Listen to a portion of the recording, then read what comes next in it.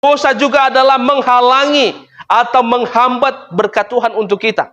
Bapak Ibu, perbuatan dosa itu jangan kira ya, oh nggak apa-apa, rezeki lancar terus. Itu menghambat juga, yaitu pekerjaan Tuhan. Menghambat berkat Tuhan untuk kita, Bapak Ibu. Dosa itu juga adalah membuat kehidupan kita terpuruk seperti orang yang ada di dalam kegelapan. Yang dulunya kita sungguh-sungguh kepada Tuhan, tetapi karena melakukan pelanggaran, maka iman kita menjadi hancur. Karena apa? Karena perbuatan dosa. Nah, dosa juga itu adalah menghilangkan harapan kita yang kekal untuk bersama dengan Allah di surga. Bapak Ibu, saya percaya bahwa kita semua punya kerinduan, yaitu bersama-sama dengan Allah di surga. Amin. Tetapi perbuatan dosa yang terus-menerus kita kerjakan, maka menghilangkan harapan itu. Berikutnya adalah dosa juga itu adalah membuat kita hitam di hadapan Tuhan, Bapak Ibu.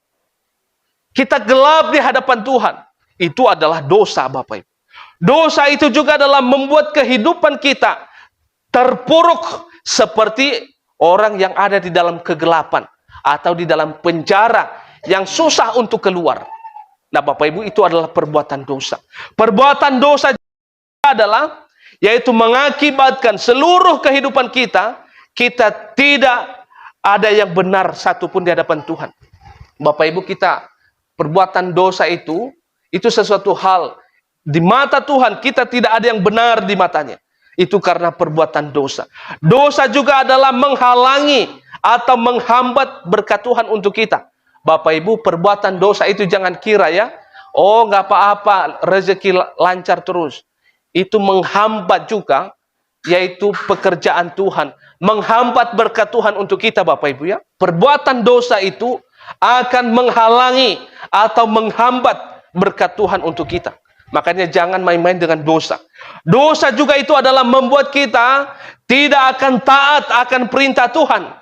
Bapak Ibu mesti ingat ini. Perbuatan dosa yang terus-menerus kita kerjakan membuat kita tidak akan taat akan perintah Tuhan, Bapak Ibu. Misalnya salah satunya contoh apa, Bapak Ibu? Salah satunya saya ambil contoh sederhana, Bapak Ibu ya. Memberikan persepuluhan. Persepuluhan itu bukan masalah kita mau kasih uangnya kepada Tuhan. Tuhan tidak butuh uang kita, Bapak Ibu. Tetapi ini masalah ketaatan. Karena uang persepuluhan itu adalah bukan milik kita. Itu bukan hak kita, Bapak Ibu. Nah, ini bicara soal ketaatan. Bukan karena masalah uang itu kita kasih ke Tuhan. Tuhan tidak butuh uang kita, Bapak Ibu. Dia adalah maha kaya, maha segala-galanya. Dia tidak. Ini berbicara tentang masalah apa? Ketaatan. Nah, dosa itu mengakibatkan kita tidak taat akan perintah Tuhan. Nah, itu Bapak Ibu. Mungkin kita tidak taat, itu salah satu contoh saja. Dosa juga itu adalah membuat kita melawan kuasa Tuhan atau tidak percaya dengan Tuhan. Bapak Ibu, makanya di daerah Eropa sana banyak orang yang menjadi ateis. Karena apa? Mereka sudah tidak percaya lagi dengan kuasa. Karena apa? Mereka hidup di dalam dosa. Semuanya dibebaskan di sana, Bapak Ibu. Ya, kawin sejenis sudah diperbolehkan di sana. Obat-obat terlarang semua diperbolehkan di sana. Maka akhirnya mereka hidup di dalam dosa, yaitu membuat mereka melawan kuasa Tuhan dan tidak percaya dengan Tuhan. Dosa juga adalah membuat kita terus-menerus terintimidasi oleh rasa bersalah. Nah, Bapak Ibu, kalau kita terus sampai hari ini terus mengalami rasa bersalah yang berkelebihan, jangan-jangan kita masih diikat oleh dosa. Nah, Bapak Ibu, ini sesuatu hal yang perlu kita perhatikan ya. Ini yang perlu kita perhatikan secara bersama-sama, Bapak Ibu.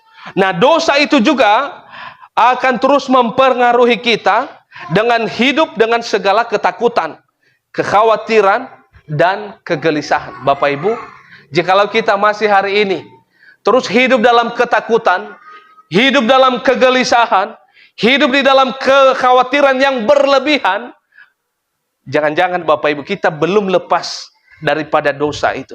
Wajar kalau kita sedikit takut, wajar kalau kita mungkin sedikit gelisah, tetapi yang Justru yang dipertanyakan adalah kalau kita terus hidup dalam ketakutan yang berlebihan, kita hidup di dalam kekhawatiran yang berlebihan, itu jangan-jangan kita belum terselesaikan dengan dosa. Jangan-jangan kita belum lahir baru, maka mungkin saja status kita hanya sebagai orang Kristen. Tapi saya percaya bahwa kita semua di tempat ini tidak terjadi hal demikian. Amin. Kita semua adalah orang-orang yang sudah, yaitu benar-benar lahir baru dan sudah bertobat 100%. Nah, Bapak Ibu, dosa inilah yang memisahkan kita dengan Allah. Dosa inilah yang menjadi jurang antara kita dengan Allah. Makanya di situ dikatakan tadi bahwa sebab upah dosa ialah maut, kematian, Bapak Ibu. Makanya memang tidak main-main ya terhadap dosa ini, Bapak Ibu. Memang dosa itu sangat enak sekali, Bapak Ibu. Ada satu ilustrasi, Bapak Ibu, seekor semut menemukan tetesan madu. Pada saat semut itu mencicipi yaitu madu itu, habis itu dia pergi. Tetapi pada saat itu dia terniang-niang, pengen lagi mau cicipi madu itu. Dengan rasa haus dan memuaskan diri, dia datang kembali ke madu itu dan naik ke atasnya. Dan akhirnya apa, Bapak Ibu? Seekor semut itu tenggelam di situ. Karena apa? Saking enaknya madu itu. Bapak Ibu, memang dosa itu sangat enak sekali. Tetapi akibatnya adalah apa? Kematian.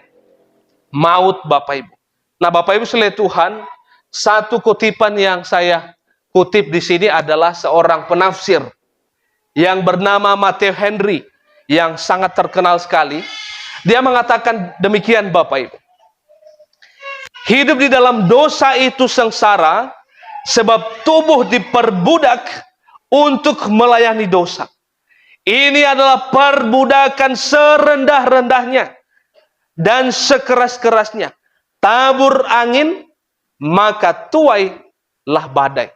Jadi Bapak Ibu, menurut Matthew Henry bahwa perbudakan atas dosa itu adalah perbudakan yang serendah-rendahnya dan sekeras-kerasnya. Maka dikatakan bahwa taburlah angin, maka tuai badai, Bapak Ibu. Nah, itu adalah akibat daripada dosa.